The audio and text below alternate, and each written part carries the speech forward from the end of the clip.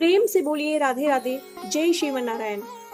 कार्तिक मास में भगवान विष्णु धरती पर जल में वास करते हैं, इसलिए इस महीने में ब्रह्म मुहूर्त में स्नान करने का विशेष महत्व है।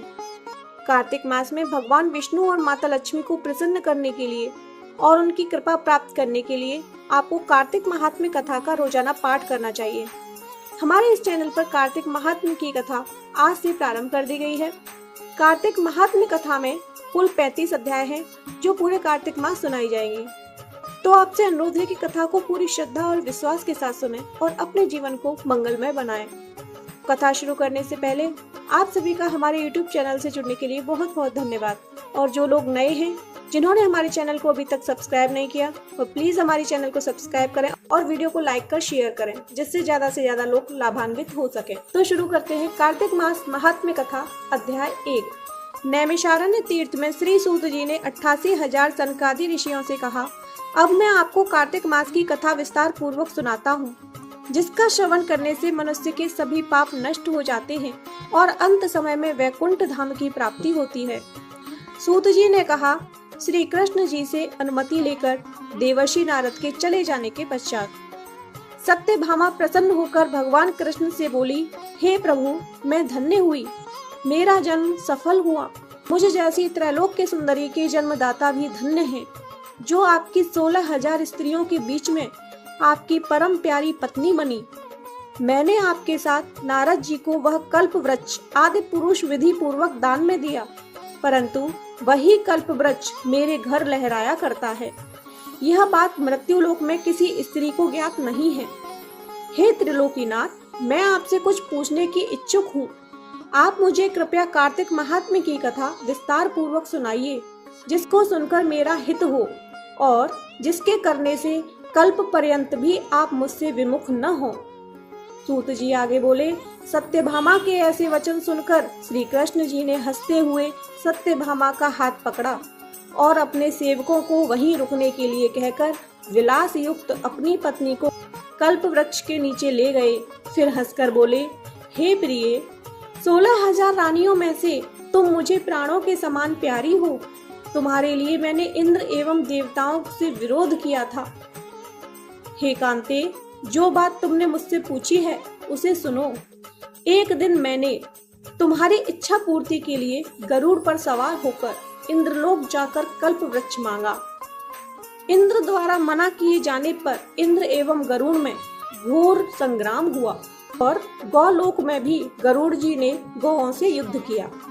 गरुड़ की चोंच की चोट से उनके कान एवं पूंछ कटकर गिरने लगे, जिससे 3 वस्तुएं उत्पन्न हुई। कान से तंबाकू, पूंछ से गोभी और रक्त से मेहंदी बनी। इन तीनों का प्रयोग करने वाले को मोक्ष नहीं मिलता।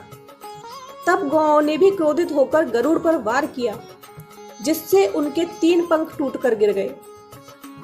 इनके पहले पंख से नीलकंठ, दूसरे से मोर और तीसरे से चकवा चकवी उत्पन्न हुए।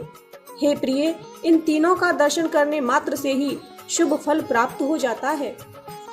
यह सुनकर सत्यभामा ने कहा, हे प्रभु, कृपया मुझे मेरे पूर्व जन्मों के विषय में बताइए कि मैंने पूर्व जन्म में कौन कौन से दान, व्रत व जप नहीं किए हैं।